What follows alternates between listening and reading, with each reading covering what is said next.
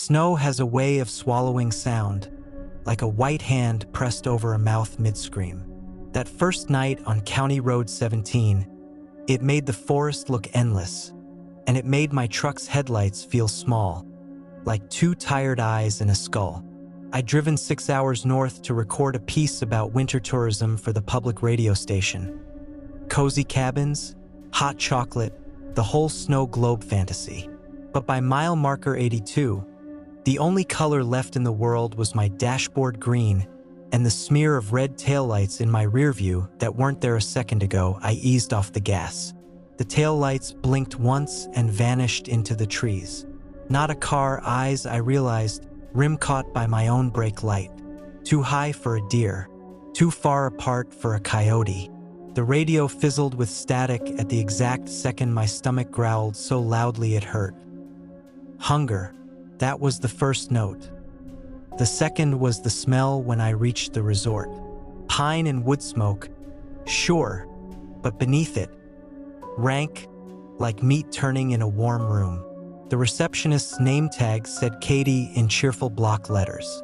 Her smile didn't fit the frozen face beneath it.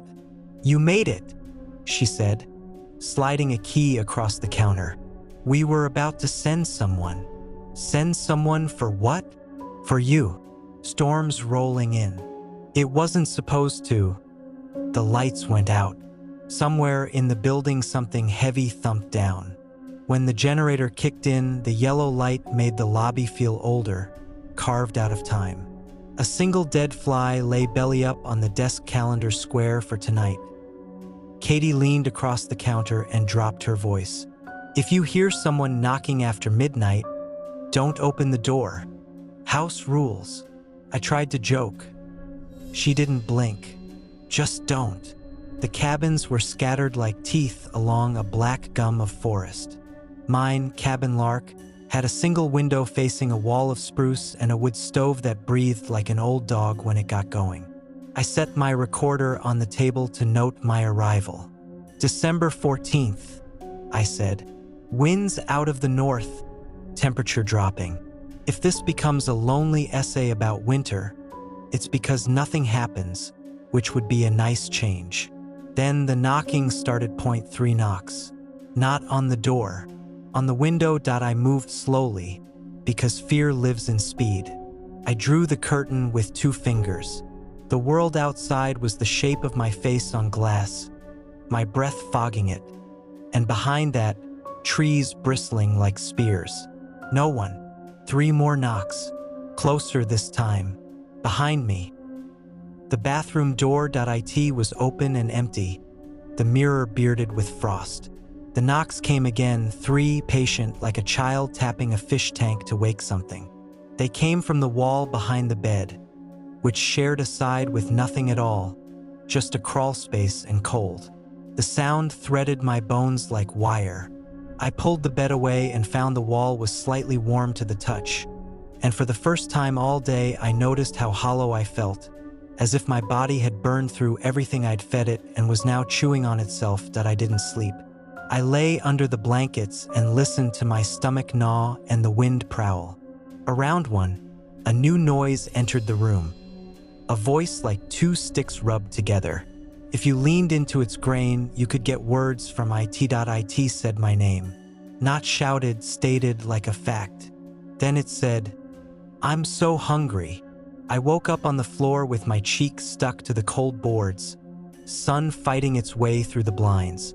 I had a dream, no, a memory, of walking outside and finding boot prints in the snow that stretched across the yard and onto the frozen lake. They were my boot prints. Parallel to them were tracks that were too long and too wide to be human, as if someone had worn deer legs like a costume, the hooves spread into jagged fingers by weight.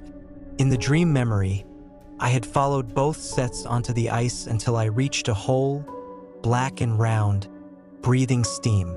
Inside, something scraped the underside of the ice like a fingernail. I made coffee. I burned the first fire and watched the logs char in the middle like hollowed bones. I told myself it was just wind and plumbing. Then I walked to the office for an interview. "You heard it," Katie said when I finished. Not a question. I heard knocking and a voice. I left out the part about the wall's warmth because warmth implies life and life implies a source, and I wanted to keep that away from logic. She walked me to a corkboard near the coffee machine. Tacked to it were missing poster after missing poster. 14 faces, a family of 3, a hunter in an orange vest, 2 teenage girls with matching smiles, a delivery driver in a photograph he clearly took himself. The dates went back years but didn't stop. The most recent was stapled crooked. Last week. I thought this was a resort, I said. It is. People come for the silence. She watched my eyes move from flyer to flyer. Sometimes silence keeps things. What things? She clasped her hands. Do you know that story about the winter that never ended? The elders used to say that when people starved, the hunger learned to walk. It learned our names. It learned our doors. A Wendigo, I said, like a city person calling a mountain scenery. Katie flinched, as if a cold breath had touched her ear. There are rules with these stories, I know that.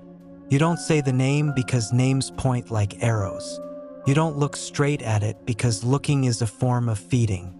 And you never, ever eat human flesh, even to survive, because then the hunger wears your bones like a coat forever. But saying the word made me feel foolish and brave in equal measure. Folklore is comforting because it's a container. I couldn't imagine a monster that could be contained by anything. Do your guests go missing? I asked. Some guests hear knocking and leave early, she said.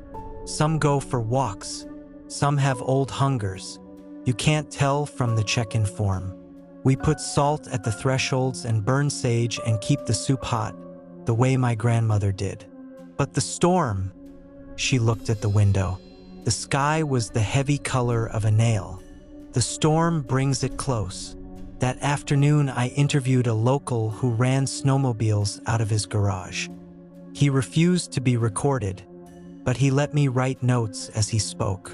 He described finding a deer in the woods torn open. Everything gone.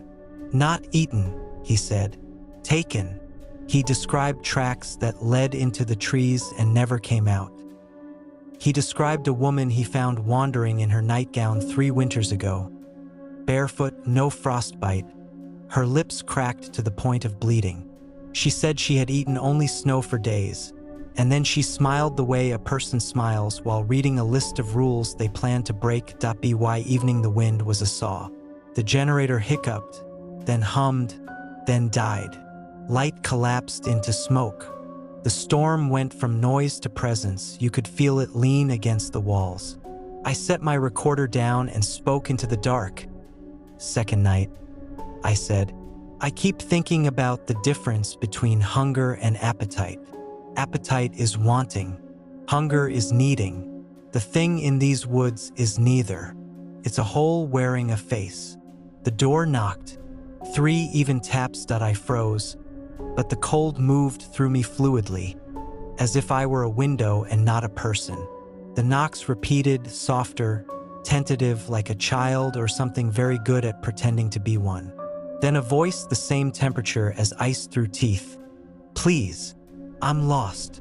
Katie's warning hit my face like a palm. Don't open after midnight. I checked the clock on my phone. 11:58. The voice came again, more urgent, but I felt the puzzle piece click. It was waiting, counting down.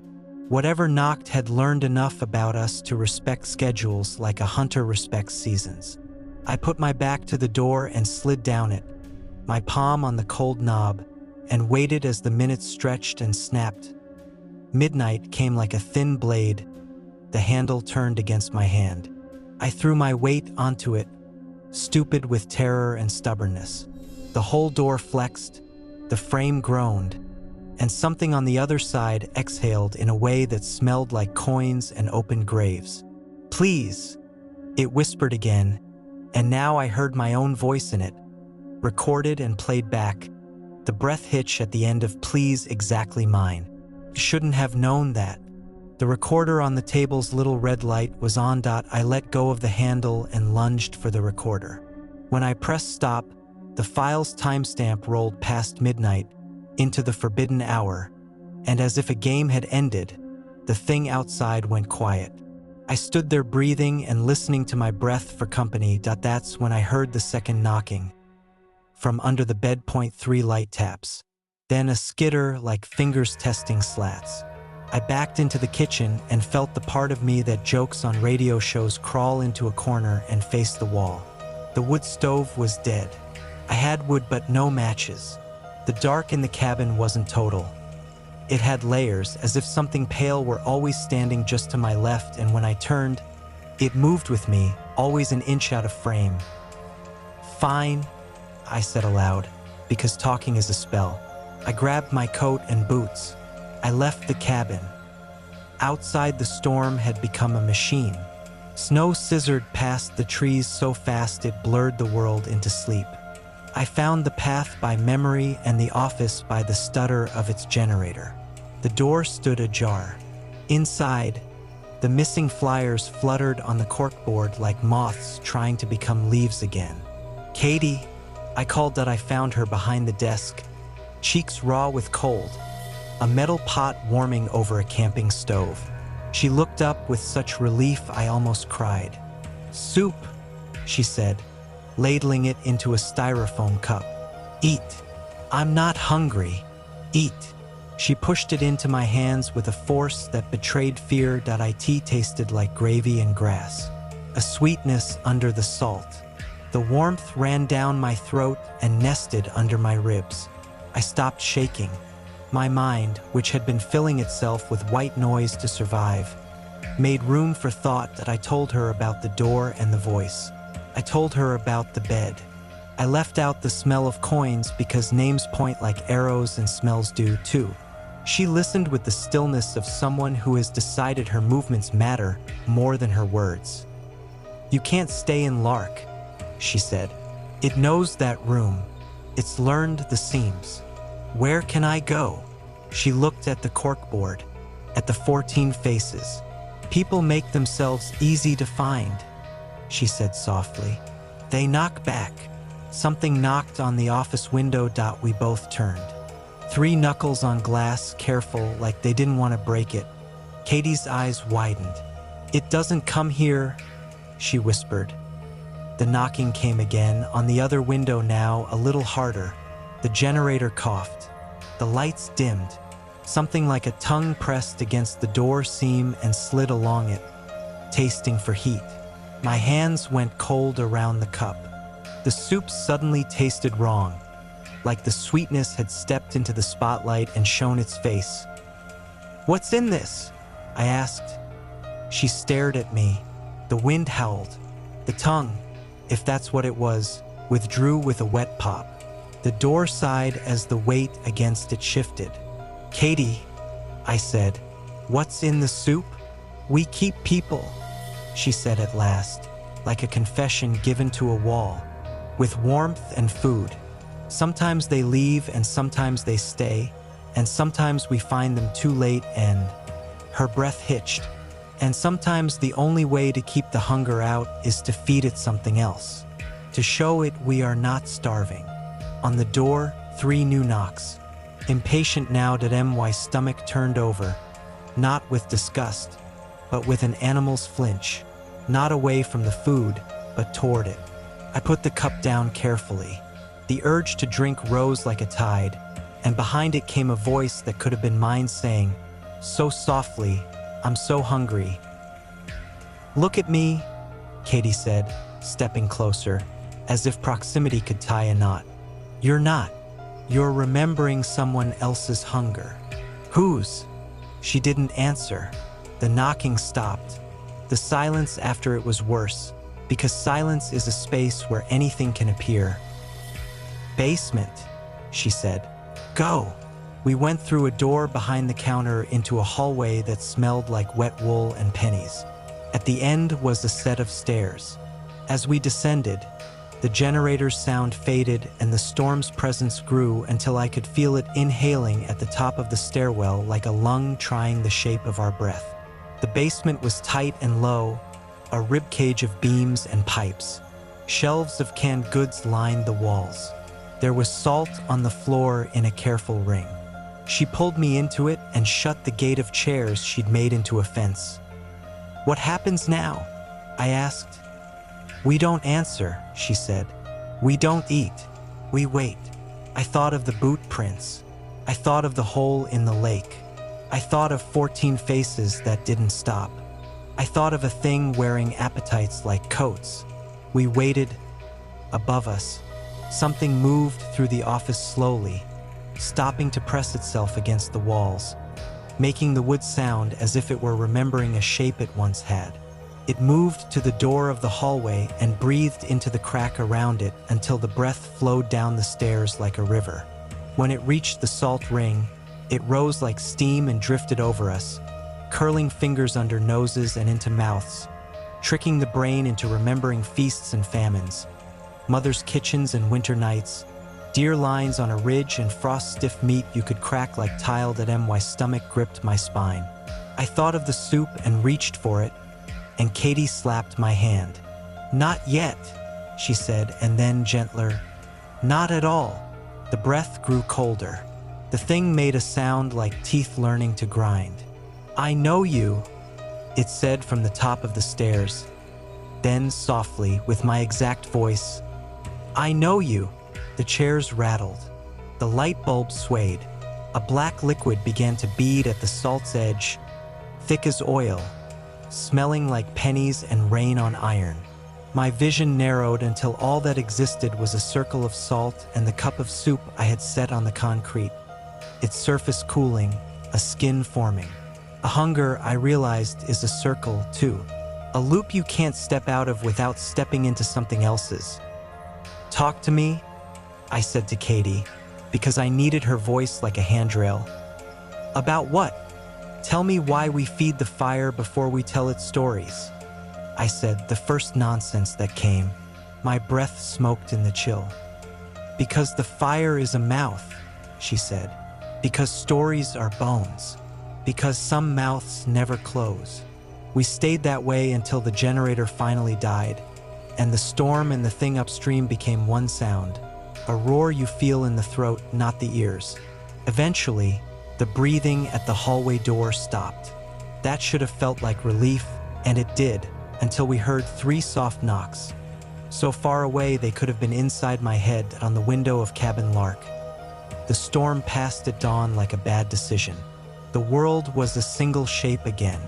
We opened the office door. The missing flyers were all on the floor, arranged in a rough circle like petals off a flower. The soup I'd left downstairs had congealed into something that reflected the ceiling and nothing else. Out in the yard, boot prints led from my cabin to the shore of the lake. There were other tracks beside them, long and wide and almost human. At the water's edge, where the ice showed black, a hole steamed. "Don't," Katie said as I walked toward it. The morning was so clean it felt like a lie. "It doesn't need you to come close. It needs you to look." I stopped, and for a moment, just a moment, the hunger inside me unhooked and hung in the air like cold breath, and I saw it for what it was. A shape made entirely of wanting, so tall its ribs were rafters, its mouth a door that opened onto more doors. It had no eyes, and it had every eye it had ever borrowed. It had my voice and yours and Katie's and the deer's and the wind's. It had a memory of me I hadn't yet made. It turned and moved across the lake with the speed of something that had remembered how. It did not break the ice. It did not leave tracks. It simply was, and then it wasn't, and the hole steamed once like a sigh and went still. I left that afternoon, because staying would have been another kind of feeding. At the county line, I pulled over and retched up nothing. I drank water and waited for the feeling to pass. Didn't. Hunger, I learned, can survive daylight. It can ride shotgun in a quiet car and sleep in a city apartment and lick the inside of your skull when you stand in front of the refrigerator at 3 a.m. back at the station. My producer queued up the tape. "Sounds like you got spooked by a storm," he said around a smile as thin as fishing line. People love that.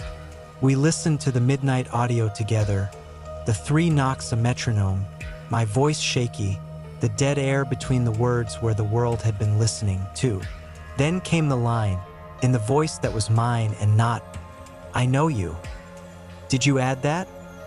my producer asked. Frowning that I shook my head, he scrubbed back and played it again. The line didn't change.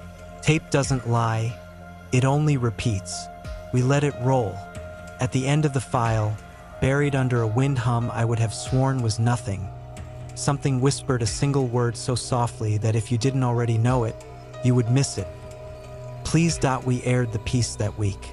The response was what it always is with winter stories. Nostalgia, recipes, pictures of dogs in sweaters. But at night, my phone vibrates with messages from numbers I don't recognize that contain nothing but 3 dots. Forever typing. Sometimes at 12:03, someone knocks at my door, where the city's noise is thick and warm and the hallway light makes a gold rectangle on the floor. The knocks are gentle, patient, like a child. I don't open because I am learning the shape of my own hunger, and the longer I look at it, the less it looks like me. But I keep the recorder on my nightstand, red light waiting. I don't know whether pressing record is a way of keeping the thing out or a way of inviting it. I only know this: some stories feed themselves, some never end. And if you listen long enough to the silence between the knocks, you can hear teeth behind it, smiling.